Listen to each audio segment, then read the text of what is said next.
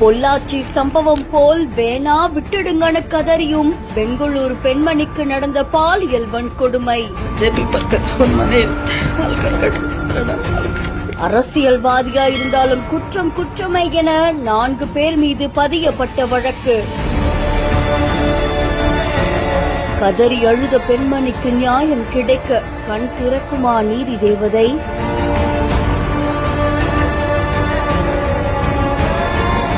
பெங்களூர்ல இருக்கக்கூடிய RR நகர் தொகுதி பாஜக MLA-வா இருக்கக்கூடிய முனிரத்னா அப்படின்றவங்க மேல பல்வேறு வழக்குகள் பதியப்பட்டிருக்காமா.